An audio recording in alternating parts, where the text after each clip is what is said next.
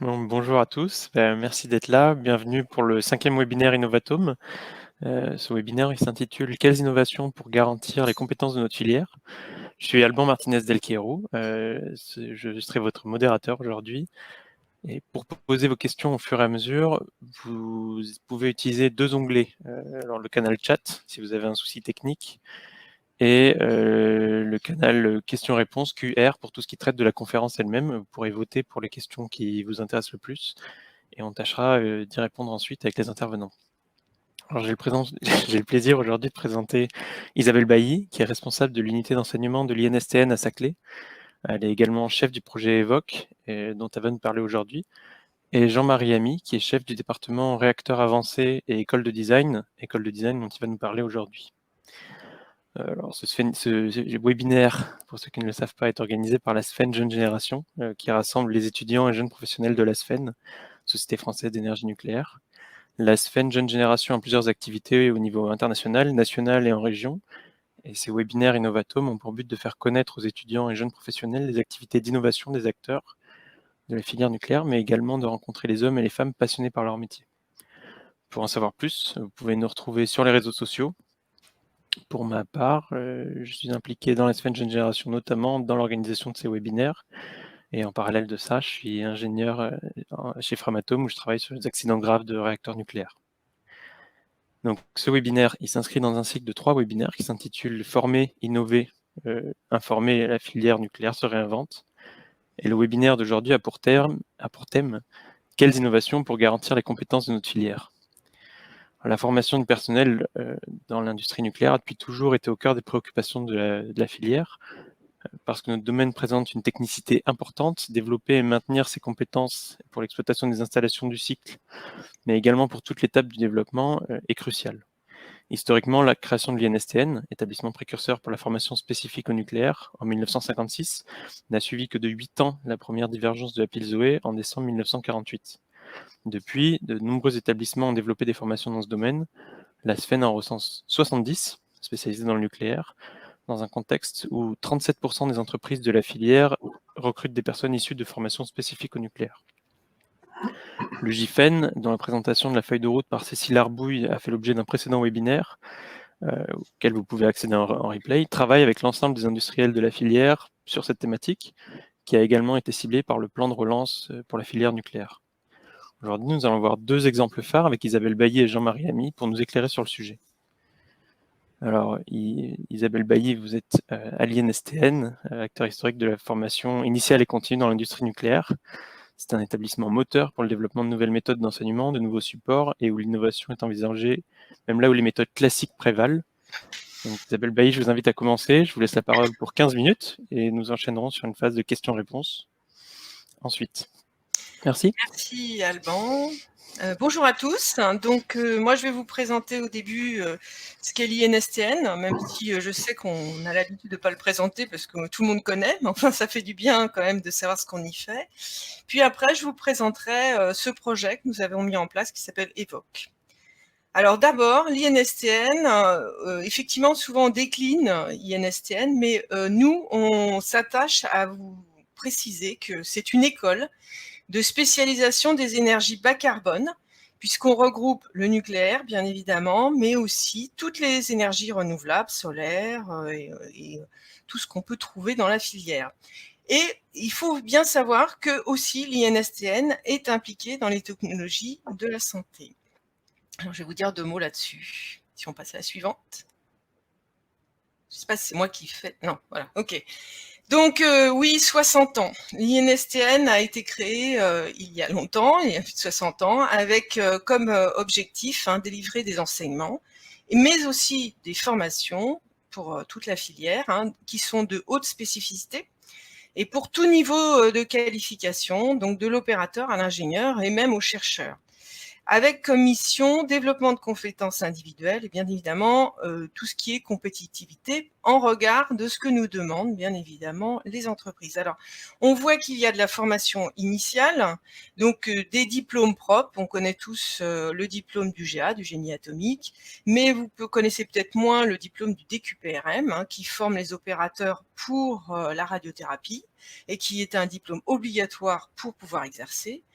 Et puis, nous avons bien d'autres diplômes, puisque nous sommes partenaires avec Paris-Saclay et puis avec beaucoup d'universités, puisque, bon, comme je vous dirais, il y a plusieurs centres qui sont répartis sur toute la France. Et au final, nous intervenons dans des diplômes qui correspondent à l'économie ou à l'innovation et bien évidemment les grands diplômes du nucléaire, comme le MNE. Dans la formation continue, là aussi, on retrouve le panel de ce que l'on réalise au niveau, que ce soit le nucléaire ou les sciences pratiques dans les salles de travaux pratiques, avec tout ce qu'il faut pour que les opérateurs puissent réaliser leur profession derrière, et aussi avec des diplômes certifiants, hein, pour pouvoir en fait garantir que les personnels ont la compétence et que nous l'avons évaluée. Et nous avons développé aussi une offre de services au service des entreprises, au service des personnes, pour pouvoir les aider à bien définir leur formation, leur référentiel de compétences. La suivante. Alors, il faut donner quelques chiffres. Donc, l'INSTN, créé en 1956 par le gouvernement français. Donc, nous sommes sous tutelle de 2 ministères. Donc, le ministère de l'Enseignement supérieur, le ministère de l'Industrie. Ce qui est très important, c'est que nous sommes administrés par le CEA. Donc, le CEA a un regard, puisque nous sommes son organisme de formation, aussi indépendant, enfin, et aussi pour toute la filière, mais aussi, dans un premier temps, pour le CEA. Nous sommes donc bien sûr en partenaire fort avec la filière. Nous avons beaucoup d'outils, donc je vous en présenterai quelques-uns. Et nous sommes centre collaboratif avec l'AIEA. Alors, 5 sites en France, oui, Cherbourg, Saclay, Grenoble, Cadarache et Marcoule. On a qualifié plus de 1300 enseignants et experts, hein, et on tourne au niveau de nos diplômes autour de plus de 1000 étudiants par an. Et en termes de stagiaires dans nos formations, on atteint aux alentours de 8000. Ce qui est important, c'est de voir qu'on a 40 diplômes, hein, dans lesquels le CEA est impliqué, l'INSTN-CEA, et il y a 300 apprentis, hein, qui sortent aussi de ces diplômes. Voilà, pour la suivante. Voilà, donc je vous disais, un nucléaire pour l'industrie, technologie de la santé et nouvelles technologies de l'énergie, hein. Vous retrouvez toutes les thématiques que l'on connaît bien, sûreté, sécurité. Et, moi, je vais peut-être pas toutes vous les décrire, hein, il suffit de les lire, mais on se retrouve dans tout ça, avec quelque chose que, effectivement, vous ne connaissez peut-être pas suffisamment, c'est les technologies de la santé, où on est extrêmement impliqué de la radiothérapie, la radiochimie, voilà, l'ingénierie aussi, enfin bon, l'imagerie, enfin bon. Voilà. Et puis sur les systèmes de technologie de l'énergie, on va retrouver tout ce qui est système énergétique, hein. Comme je vous disais, l'énergie bas carbone, ce qu'on appelle les smart grids, les stockages, voilà. Donc on a un panel de formations, un catalogue qui est en ligne, vous le regardez, vous trouvez sûrement l'information qui vous plaît, puis si vous la trouvez pas, ben il faut venir nous voir, parce qu'on en fait des sur-mesures.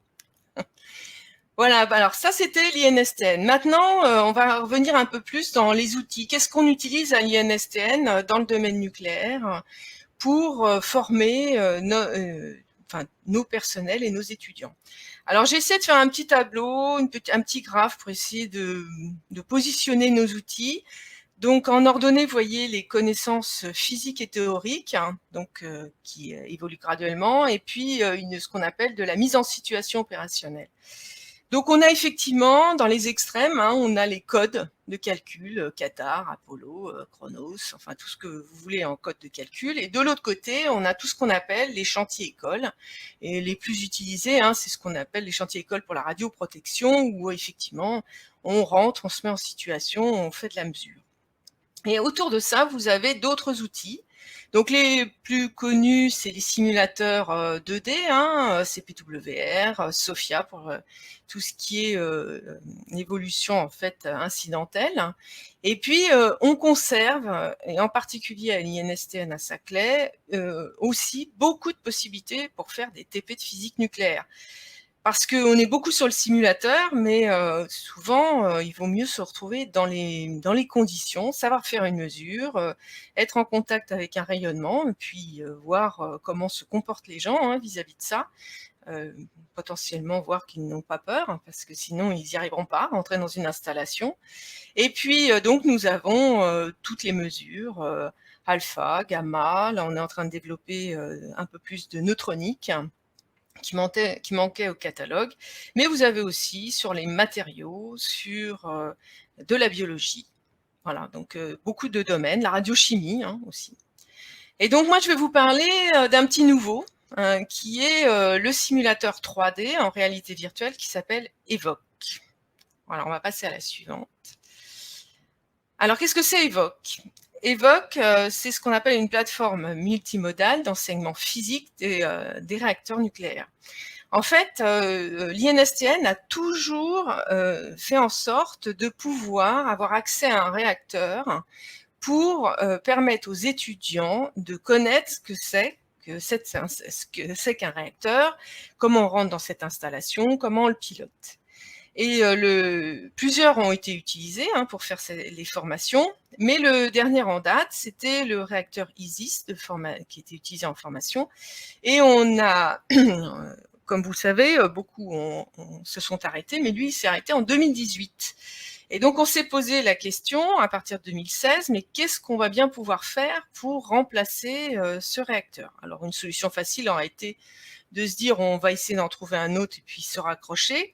Mais la spécificité du réacteur ISIS, c'est qu'il nous permet, c'est un réacteur assez simple, qu'on appelle modèle, il nous permet d'être dans des conditions d'apprentissage les plus optimales. Donc on s'est dit, il faut qu'on trouve un autre outil qui nous permet d'obtenir ça. Et on a décidé de combiner en fait les nouvelles technologies du numérique et la réalité virtuelle, en particulier 3D, pour essayer de réaliser un projet où on immergerait les étudiants dans un réacteur. Vous voyez une image d'un avatar avec immergé dans le réacteur ISIS, mais tout en gardant le côté apprentissage et connaissance, c'est-à-dire que ce n'est pas un jeu. C'est vraiment quelque chose qui est basé sur une simulation et chaque mouvement dans ce réacteur virtuel a une implication en fait sur la conduite du réacteur. Alors je vais vous détailler ça parce que c'est pas si clair que ça dans ces premiers propos. Voilà. Alors tout d'abord, c'est un projet transverse CEA parce que développer à l'INSTN, ça demande beaucoup de technologie. Donc on s'est appuyé, l'INSTN était le chef du projet et en particulier ramener toute la partie pédagogique. Le LIST, le CEA Tech, ramenait lui toute la partie simulation et intégration avec la réalité virtuelle. Et bien évidemment, pour tous les codes de calcul et tous les calculs qu'on a faits qui sont injectés dans cette maquette numérique, nous sommes appuyés sur la direction de l'énergie du CEA. Et en particulier avec tout le REX qui savait sur le fonctionnement du réacteur ISIS. Voilà, il faut savoir que dans le paiement, il y a la fondation INSTN aussi qui a participé à la réalisation de ce projet. Voilà. Alors, qu'est-ce que c'est ? Quand on dit plateforme multinodale, qu'est-ce que c'est ? Alors, d'abord, il y a un simulateur. Il y a un simulateur neutronique dans ce système. Il y a de la réalité virtuelle. Et pour garantir l'immersion complète des gens, de tout le monde, il faut y mettre des objets tangibles, des objets réels. Vous avez un vrai pupitre de réacteur, qui est exactement l'image du pupitre qu'il y avait sur Isis. Vous avez des rampes autour de la piscine du réacteur, qui sont physiques, et quand vous approchez, vous êtes exactement dans la maquette, en fait, en réalité virtuelle, mais vous sentez la rampe, ce qui vous donne une sensation d'immersion beaucoup plus grande. Et nous y avons mis aussi des objets, comme des mandrins pour pouvoir immerger des objets dans la piscine du réacteur.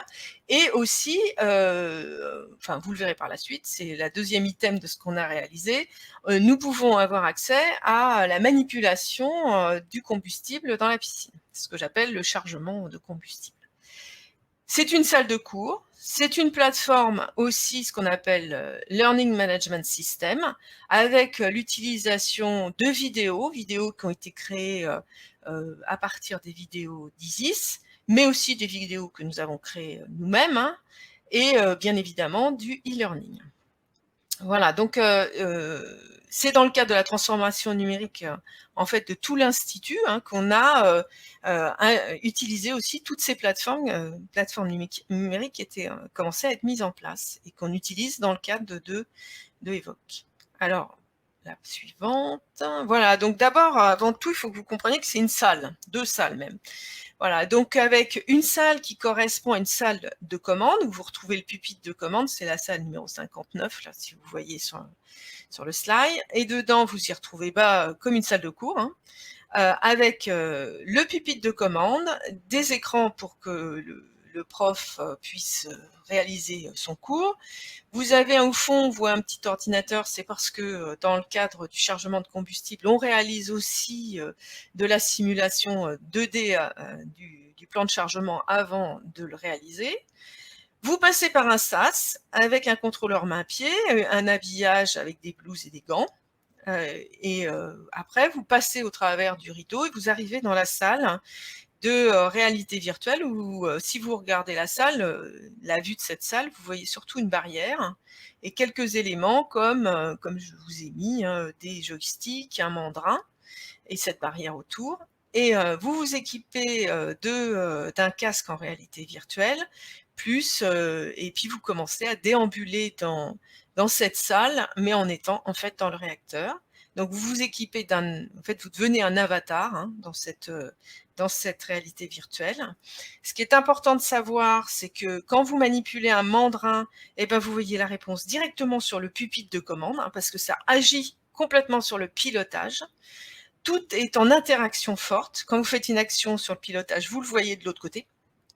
Et ce qu'il faut savoir aussi, c'est que nous pouvons mettre en réalité virtuelle, pour l'instant, 4 personnes en même temps qui interagissent ensemble. Donc ça, c'est important, c'est que, bon, comme je le dirai dans la suite, quand on a 4, on commence à avoir une équipe. Et notre objectif aussi, c'est, pas tout de suite, mais bientôt, de former des équipes entières, en fait, d'exploitation, avec chacun son rôle. Si je veux juste un petit point, il y a des écrans partout, parce que les écrans du milieu, en fait, c'est des écrans qui permettent de voir chacune des salles. Quand on est dans la salle de pilotage, on voit ce qui se passe dans le hall et inversement. Voilà. Alors, pourquoi cette planche? Parce que il ne faut pas tomber dans le fait que cette plateforme permet de former complètement justement à toutes les connaissances qu'on doit acquérir, toutes les compétences qu'on doit acquérir pour comprendre le fonctionnement d'un réacteur. Il est indispensable de s'appuyer aussi sur des travaux pratiques, dont ceux on développe maintenant sur la pratique de la mesure neutronique, puisque comme vous l'avez compris, on n'a pas de radioactivité dans Evoque. Donc c'est super parce qu'à gérer, c'est 10 fois plus facile. Mais par contre, il ne s'agit pas de s'extraire de cette prenez comme contrainte ou en fait environnement de travail surtout, où vous êtes quand même obligé de faire de la mesure pour valider tout comportement, comprendre ce que c'est qu'un neutron, savoir le mesurer, et ça, nous sommes en train de mettre des travaux pratiques pour compléter l'offre d'Evoque. Dans le cadre de savoir et comprendre ce que c'est qu'une installation nucléaire, on continue à dire qu'il faut aller dans les chantiers écoles de radioprotection pour bien s'imprégner de l'entrée dans une zone, de l'utilisation de boîtes à gants, de l'utilisation de tous les appareils de radioprotection qu'il y a à côté. Et pour compléter, s'il y a un opérateur qui va travailler sur un réacteur, il est indispensable qu'à la fin, il aille conduire le réacteur, le propre réacteur. Là, on est dans la connaissance générale et théorique du fonctionnement de réacteur. On n'est pas dans ce que certains appellent le jumeau numérique d'une installation, qui est quelque chose qui est propre à l'installation, avec un plan qui répond exactement au profil de l'installation. Voilà. Alors, un petit film sympa. J'espère qu'il va marcher.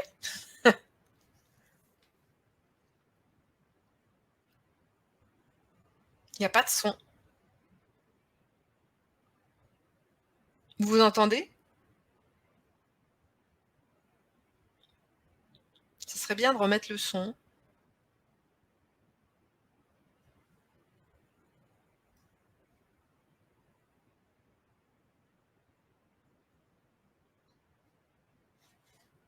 First in training in an environment which is both virtual, simulated and real.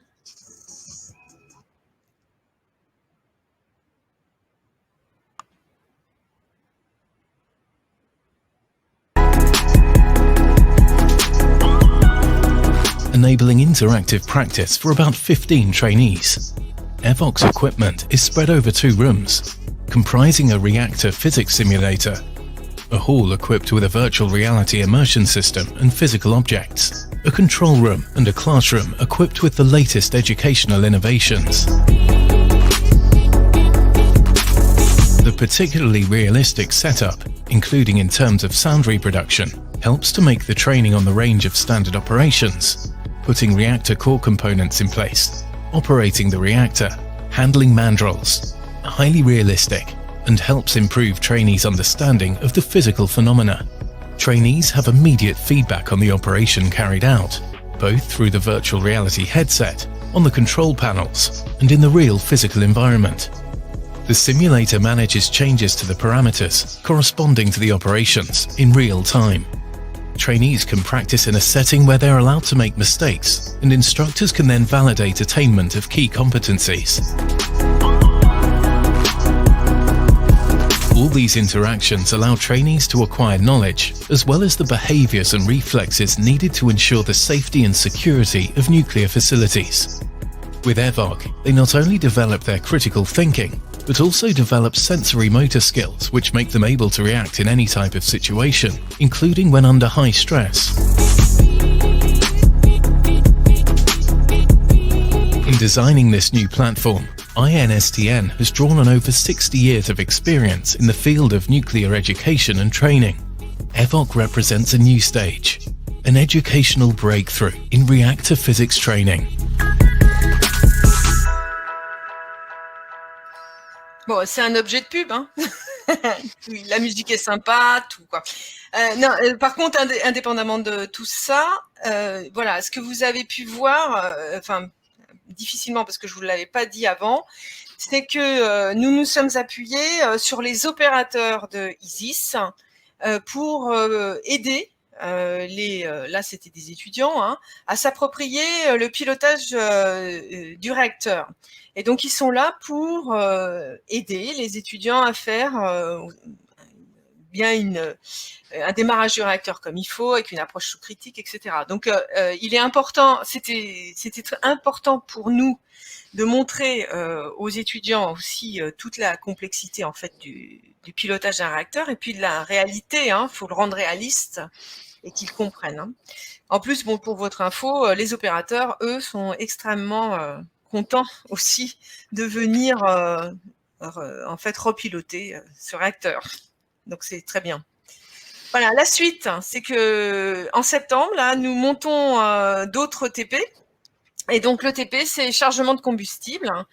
Donc l'idée, c'est que vous avez, en fait, là, vous pouvez voir le plan, la coupe du cœur de ISIS. Et notre objectif est à partir d'un plan de chargement que les étudiants auront, les apprenants auront construit, après se retrouver sur la plateforme et eux-mêmes le réaliser. Alors si on peut passer la petite vidéo, voilà, en fait sur la vidéo vous voyez le plan de chargement type qui pourrait être réalisé pour charger complètement le cœur du réacteur. Derrière cette petite animation, il y a tous les calculs du CERMA, qui est une unité de la direction des énergies, qui nous permet d'avoir le flux neutronique et puis la compréhension derrière au niveau du réalisme et de toutes les mesures. Alors là, on voit les courbes, elles sont toutes petites. Je suis désolée, j'ai mis trop petit.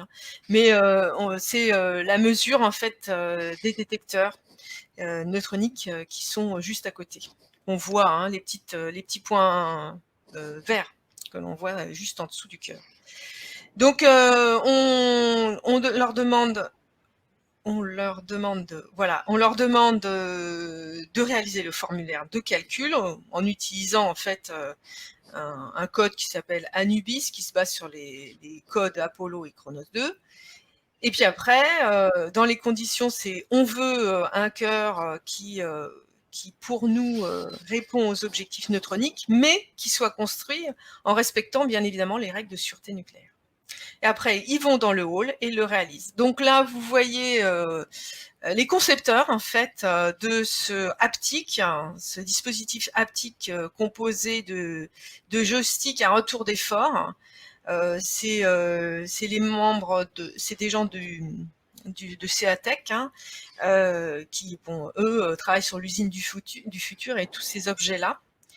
Et dans les vues d'à côté, je crois que en fait, on voit pas bien, mais en fait, on peut prendre un élément combustible qui se trouve dans la piscine à côté, et puis on va l'emmener dans le cœur, et on vérifie, voilà, qu'on a réalisé l'opération et qu'elle est contrôlée sous l'œil du prof, que c'est bien fait comme prévu par les calculs, et que ça respecte les règles de sûreté. Voilà. Et bon. Donc, qu'est-ce que nous apporte cet outil? Donc, bien évidemment, c'est une capacité, un accroissement de notre capacité, une flexibilité, parce que du coup, c'est beaucoup plus facile de venir là. On peut faire des travaux pratiques à plusieurs, donc, et en interaction. Donc ça, c'est un élément fort. Les étudiants, ils apprennent en touchant, ce qu'ils ne pouvaient pas du tout faire avant quand ils étaient sur un réacteur, ce qui nous permet d'avoir un ancrage plus fort. Et puis, on ne perd pas de vue que ce n'est pas un jeu, et donc on a des règles à respecter, de sécurité, de sûreté. Donc voilà, donc on peut développer de nombreux TP. Différents, là on en a fait plusieurs, mais on peut les composer parce que c'est des briques et on peut les composer à la demande. Ce qui est important, c'est que c'est un apprentissage par l'erreur. Vous avez le droit de faire chuter les barres. Ça, c'est un point super intéressant, et les opérateurs, ils adorent de faire ça, sans avoir une déclaration à l'ASN.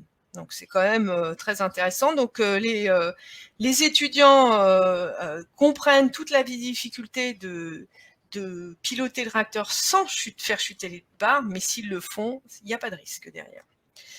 Voilà, et donc ce qu'il faut bien retenir, c'est qu'Evoque, c'est inclus dans une plateforme complète. Ce n'est pas que ce simulateur.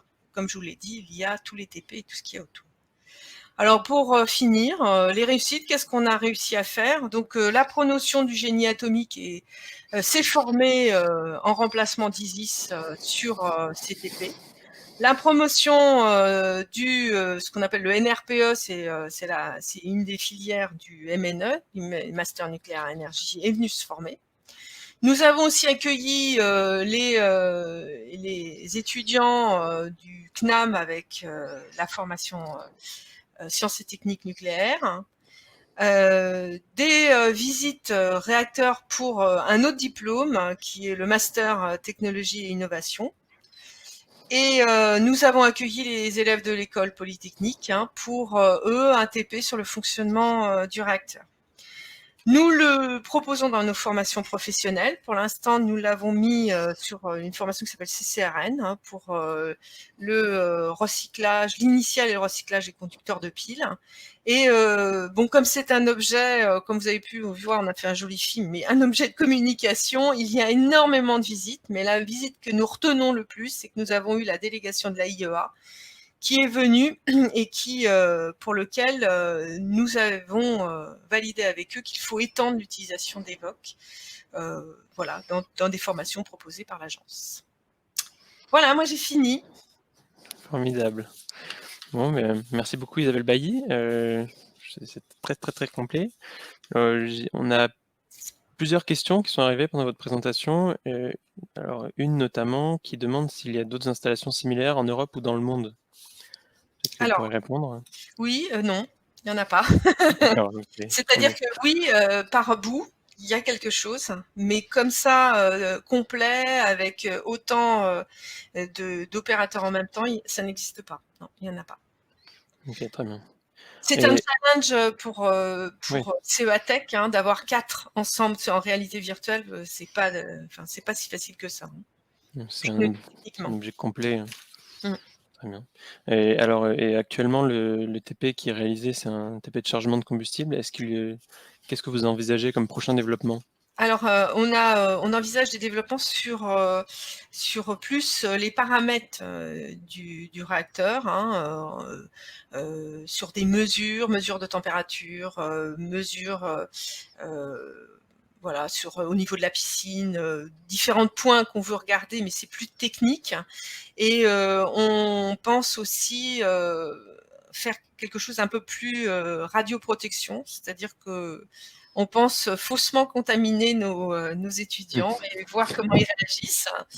Ça sera faux, bien sûr, mais bon, voilà, c'est-à-dire au cours du chargement ou d'autres opérations qu'on leur ferait faire, qu'on les contamine et puis on voit comment ils réagissent. Voilà. Très bien, ils seront formés largement. Merci beaucoup. Alors, on va passer à vous, Jean-Marie Ami, pour 15 minutes. Donc, sur l'école de design de Framatome, et on enchaînera ensuite sur une phase de questions-réponses, si ça vous va. Donc, je mets votre présentation et vous avez 15 minutes. Eh bien, bonjour à tous. Donc, je suis Jean-Marie Ami, je travaille chez Framatome et je suis aujourd'hui responsable d'une nouvelle unité qui s'appelle Réacteur avancé et école de design, qui a été créée en début d'année. Et pendant presque 10 ans précédemment, j'ai été responsable technique du projet Astrid pour Framatome, qui était un projet de conception de démonstrateur de génération 4, piloté par le CEA. Et Framatome avait en charge le design de tout l'îlot nucléaire et de la chaudière nucléaire, ce qui était un très gros travail, et vous verrez qu'il y a un lien entre les deux. Alors, je vais commencer par rappeler que également Framatome, c'est une vieille entreprise qui a 60 ans, mais c'est aussi une jeune entreprise, puisque Framatome a repris son nom début 2018, après avoir fait un passage au sein du groupe Areva. Elle fait partie aujourd'hui du groupe EDF. Et Framatome a réalisé presque, dans son histoire, presque une centaine de centrales nucléaires de par le monde, et fait aujourd'hui un chiffre d'affaires de 3,5 milliards d'euros. Les valeurs qu'on affiche et qui sont importantes pour nous, sûreté, sécurité, bien sûr, c'est ce que l'on doit dans la réalisation de nos systèmes. Mais des choses qui nous portent, c'est le futur de l'énergie nucléaire, la performance dans ce que nous exécutons, l'intégrité en termes d'attitude et la passion, c'est notre moteur au quotidien. Framatome, c'est 14 000 salariés, c'est 60 sites de par le monde, c'est principalement des bases en France, Allemagne, États-Unis et Chine, mais évidemment avec une présence auprès de nos clients de par le monde. Framatome, c'est une expertise expertise des performances opérationnelles et des axes importants stratégiques pour nous. On a 5 axes stratégiques, donc une expertise reconnue, la performance dans l'exécution de nos projets, une organisation agile. On est une grande entreprise, mais voilà, on veut évoluer, on veut s'adapter en permanence. offrir des solutions sûres et compétitives, et puis évidemment être présent et continuer de se développer à l'international. Alors ces 5 axes de notre plan stratégique s'appuient sur 5 programmes transverses qui sont en fait des programmes de transformation de l'entreprise qui concernent l'excellence commerciale, toute la relation avec nos clients, l'excellence opérationnelle, c'est tout ce qu'il nous faut assurer, améliorer dans la réalisation de nos projets, la gestion des connaissances, qui est quelque chose de clé parce que nous sommes sur des produits à cycle long et il faut assurer le transfert des connaissances entre les générations. Et nous recrutons énormément de jeunes générations de ces dernières années et il y a donc tout ce travail de transfert des connaissances à assurer. L'ingénierie système qui structure justement les études de conception, mais jusqu'au bout la construction et la réalisation. Donc c'est quelque chose de très structurant, qui est très développé dans le reste de l'industrie et le nucléaire. C'est mis à l'ingénierie système un peu plus récemment.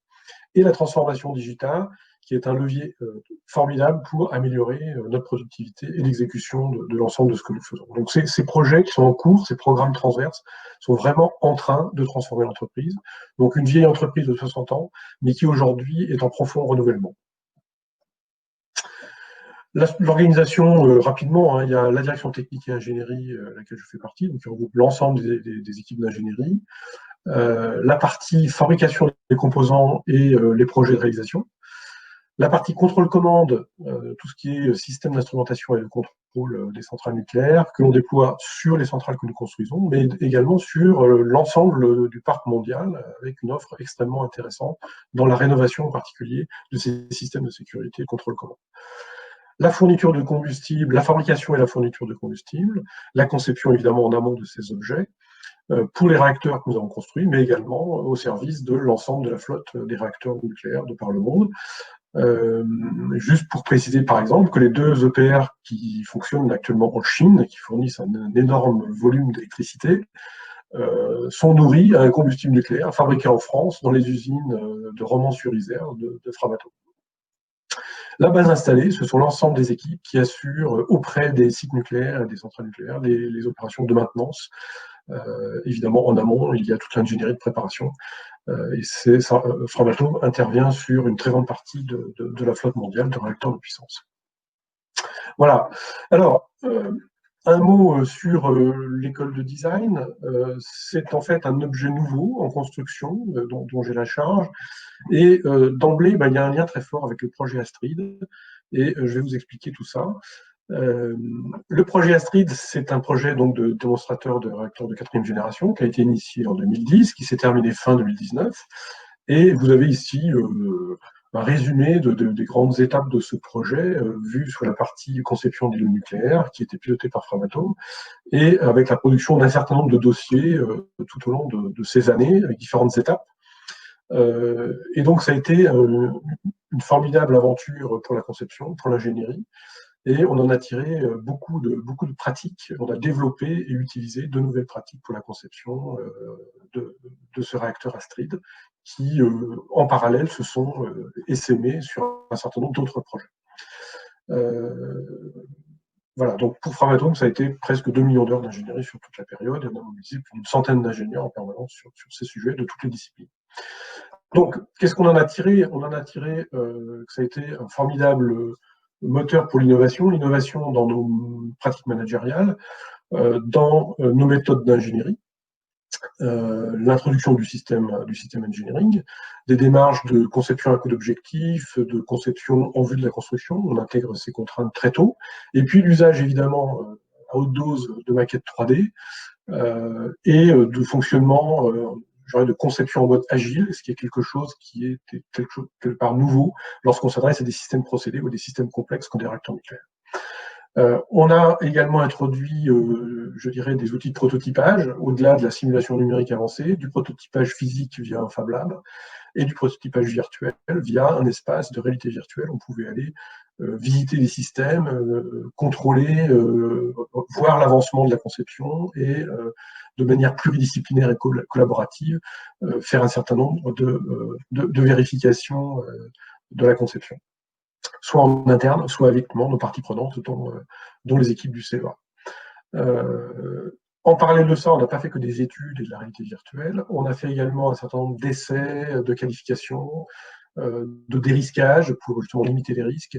Ça a été fait dans les laboratoires avec les moyens d'essai du CEA, ça a été fait dans les centres techniques de Framatome, en fonction des besoins. Un certain nombre de maquettes de boucles d'essai ont été mis en route en parallèle.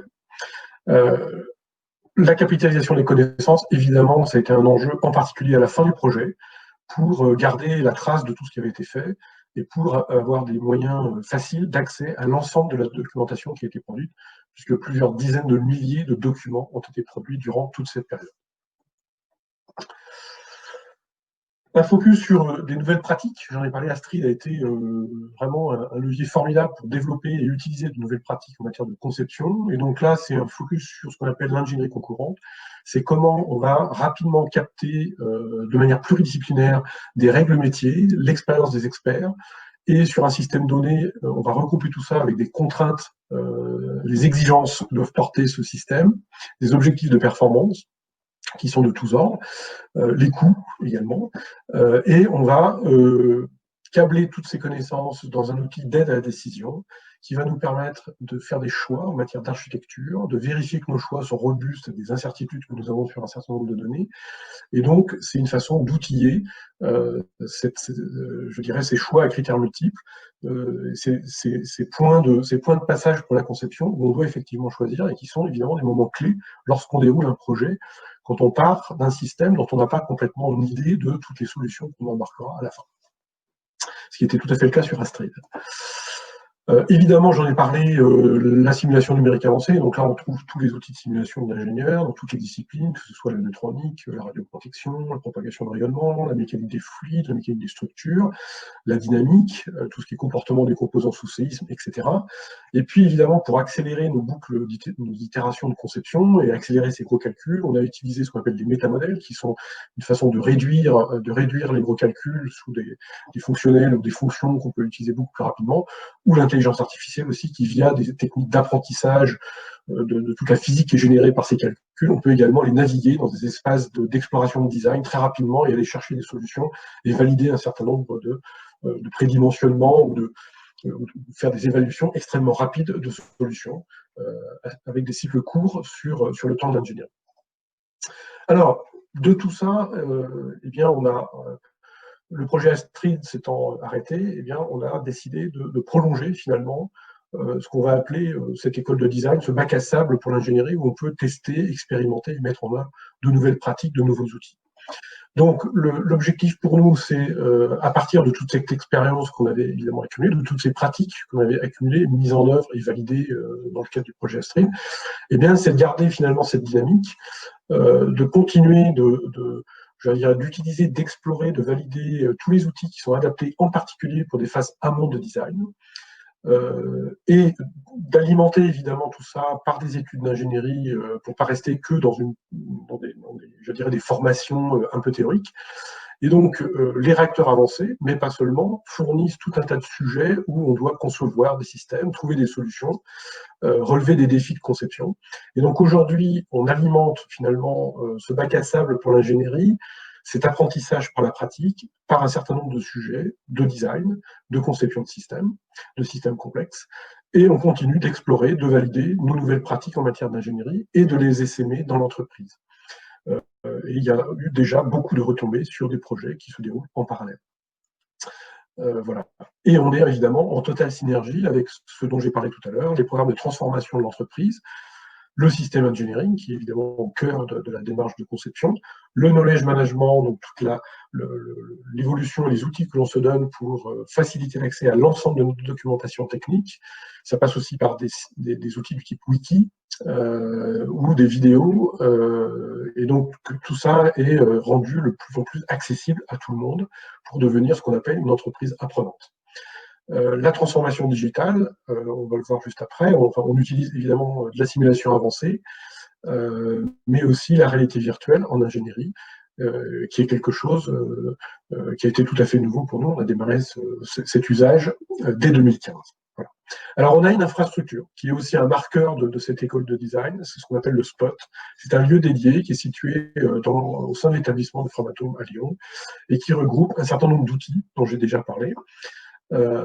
Une partie qui est dédiée à la créativité créativité à l'innovation. On va animer des séances de créativité avec un certain nombre de techniques d'animation pour ça, parce que lorsqu'on est dans des phases de conception sur des objets nouveaux, ça peut être tout à fait intéressant de passer par cette phase de créativité où on va faire de la recherche de solutions, on va libérer les idées.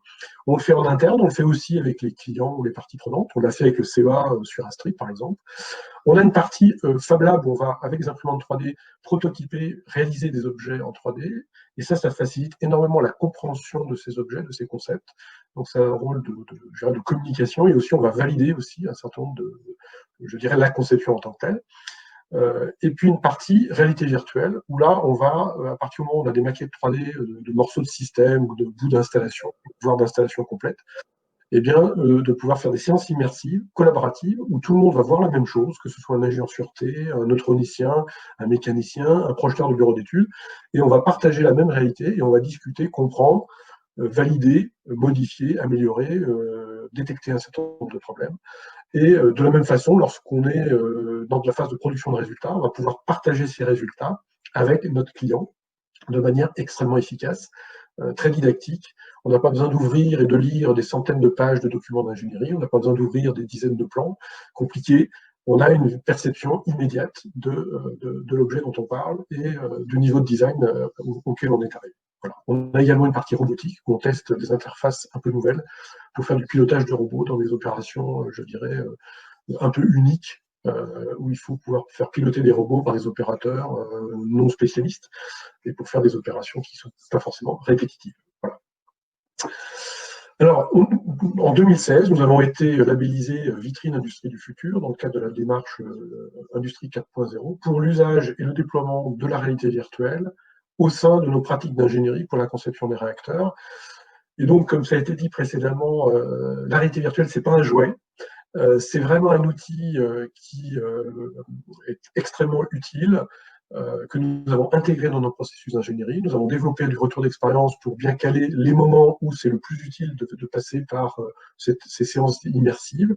Et on a énormément de success stories à raconter, de bénéfices obtenus sur les projets. Vous voyez en bas à gauche l'exemple de l'EPR, l'EPR Hinkley Point, donc, qui était en construction en Grande-Bretagne, où les équipes de l'EPR Hinkley Point sont venues de Grande-Bretagne jusque dans notre installation à Lyon pour faire une revue de projet avec une immersion dans le bâtiment réacteur d'Hinkley Point, de l'EPR, en fonctionnement, avec une immersion dans la dosimétrie en fonctionnement, donc il s'agit principalement de doses neutrons, et de vérifier l'ambiance radiologique de tout un tas d'équipements présents dans le bâtiment réacteur. Et ils ont fait ça pendant 2 journées complètes, sans avoir à ouvrir beaucoup de documents et à se noyer dans la documentation technique, de manière extrêmement directe. Ils ont pu valider, corriger ou détecter, disons, des points de correction sur énormément de localisation au sein du bâtiment réacteur de l'EPR. Donc c'est là où, comme je l'ai dit, les travaux sur la génération 4 viennent aider les projets en cours sur la génération 3. Voilà, et nous avons eu l'occasion de faire des démonstrations et de présenter cet usage de la réalité virtuelle dans l'ingénierie, dans la conception, à différentes occasions. Voilà. Pour finir, juste un message pour dire que Framatome recrute globalement 1000 personnes par an, ce qui est significatif. Parce que voilà, nous avons des projets, nous avons des renouvellements d'équipe à assurer.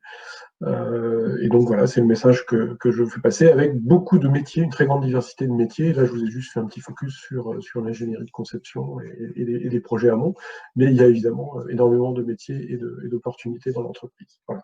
J'arrête là et je suis à votre disposition pour des questions complémentaires. Hop. Merci Jean-Marie Ami, pile dans les temps, vous avez 20 secondes d'avance.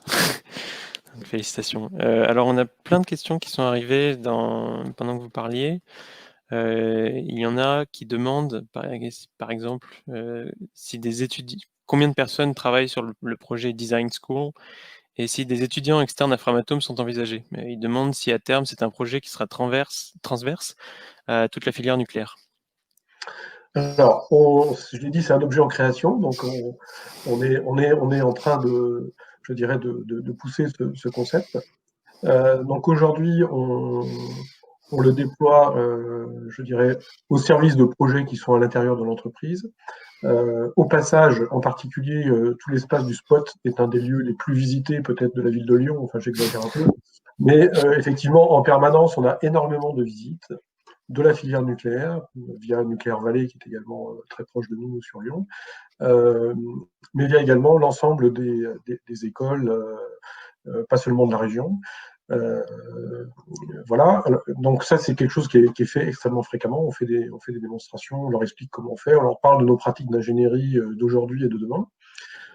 Sachant que nous, l'enjeu pour nous, c'est vraiment de trouver, de valider des méthodologies qui nous permettent d'être encore plus efficaces, encore plus fiables dans nos travaux, d'accélérer nos cycles de design, etc. Donc on est vraiment dans le monde industriel avec toutes les contraintes que ça impose.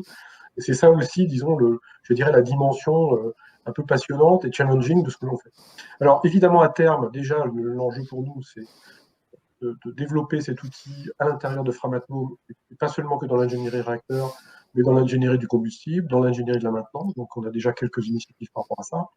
Et évidemment, on est en train de discuter d'un certain nombre de partenariats à l'extérieur pour voir, alors c'est dans tout ça, on est un peu sur la feuille blanche, mais comment on pourrait effectivement valoriser cet outil en liaison avec, en particulier, le monde de l'éducation, le monde universitaire, les écoles. Voilà. Très bien. Alors, il y a Alexandre qui demande sur quel projet actuellement vous utilisez, alors il dit votre Fab Lab, mais plus généralement, à quel projet est-ce que ça se rattache? On a parlé des gens qui venaient visiter.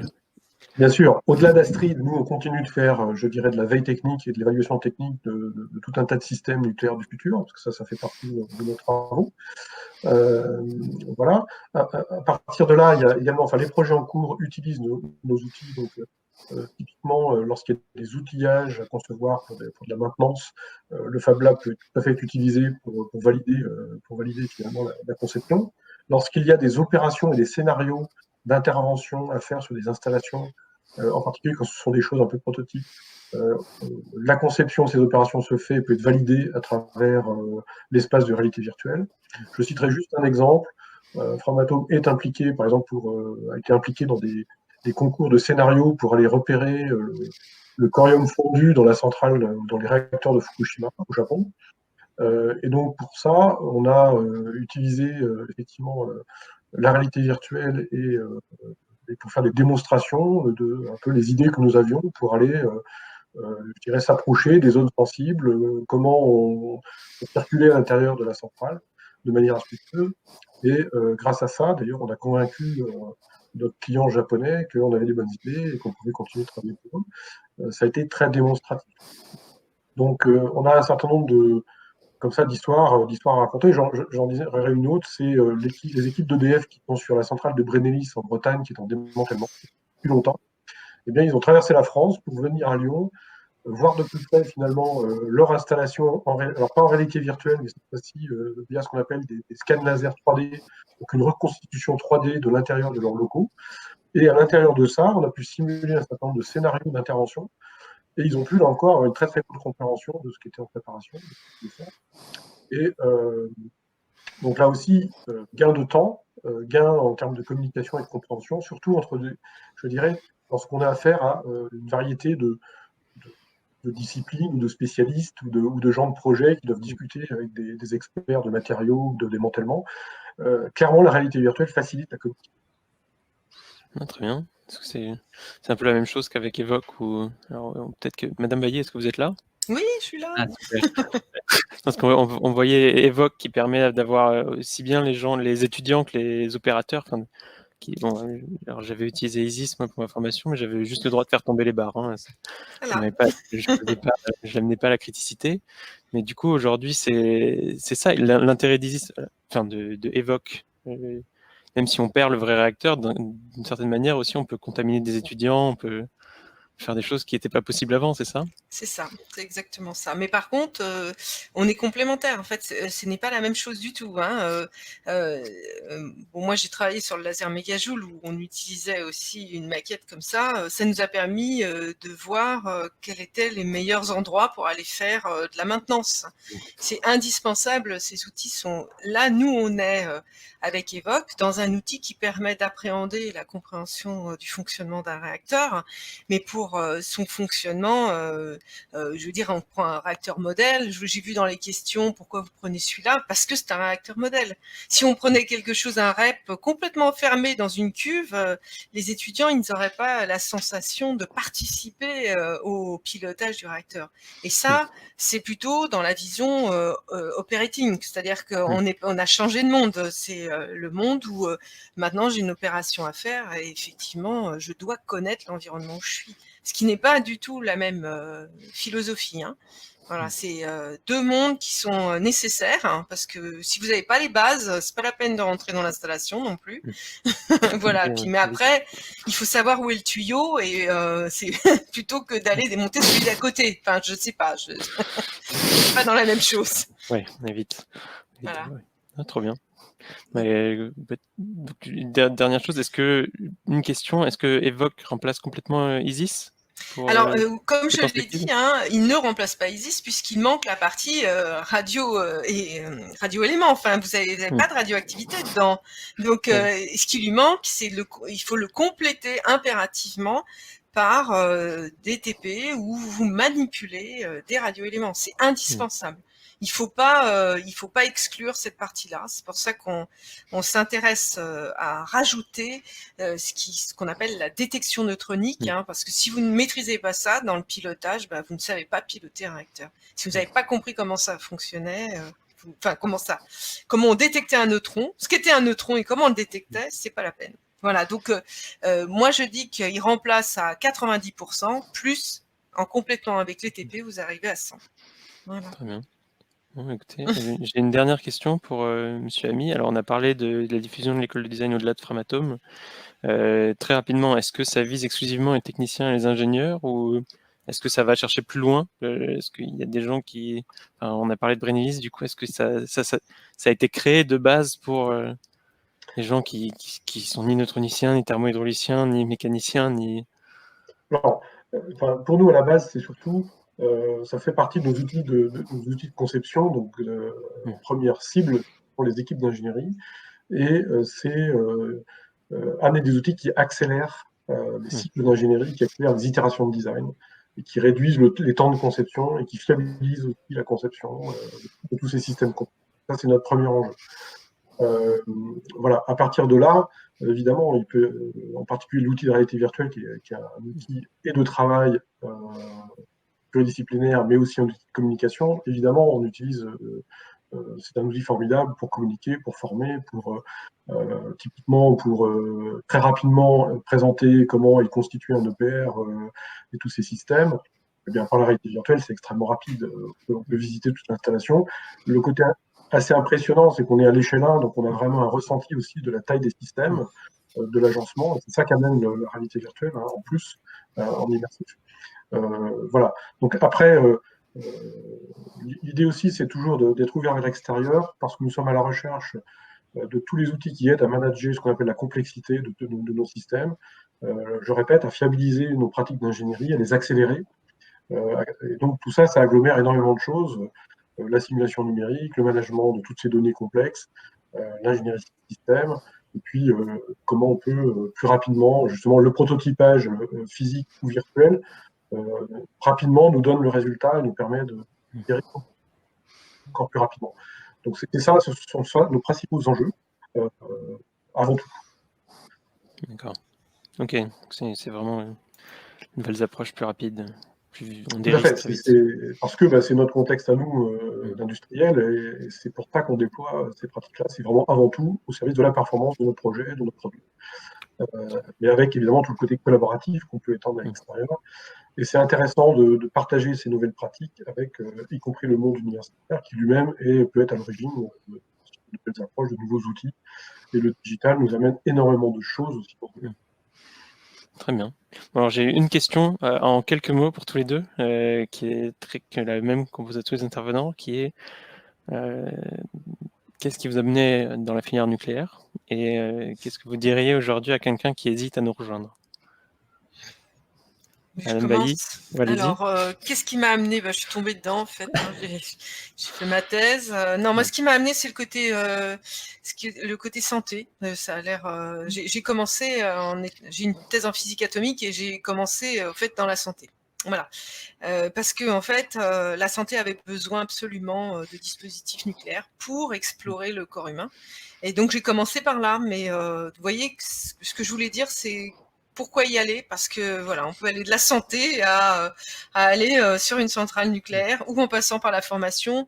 Donc le nombre de métiers est extrêmement vaste. Moi, j'en découvre tous les jours. Voilà, je sais pas quoi vous dire. J'ai pas l'impression de vieillir. Voilà. Tant mieux. Et Monsieur Ami? Alors, j'ai démarré ma carrière dans l'aéronautique pendant 3 ans. J'ai déjà à l'époque, on pourrait appeler aujourd'hui la transformation digitale, donc j'étais déjà sur tous les outils de simulation. Et c'était un monde, comment dire, c'est un gros bureau d'études et c'était assez taylorisé quelque part. Et j'ai rejoint le nucléaire par une porte un peu différente, plutôt justement par les autres projets. Donc j'ai commencé par travailler en liaison avec le réacteur Superphénix, donc tout ce qui est la filière de rapide, où là on est sur des prototypes et où finalement rapidement il faut avoir une vision globale de l'ensemble des métiers. Donc c'était ce côté assez transverse, très varié. Et puis effectivement dans le nucléaire on a toute la panoplie, on a des choses extrêmement techniques, pointues, dans toutes les disciplines, des matériaux, de la simulation numérique. On a même des disciplines qui sont que là, pratiquement comme la physique nucléaire. Et puis, évidemment, il y a la mécanique, et puis il y a toute la partie réalisation, exploitation, maintenance. Donc, on peut exercer énormément de métiers, et on est également avec les dimensions internationales qui sont très présentes aussi dans les projets.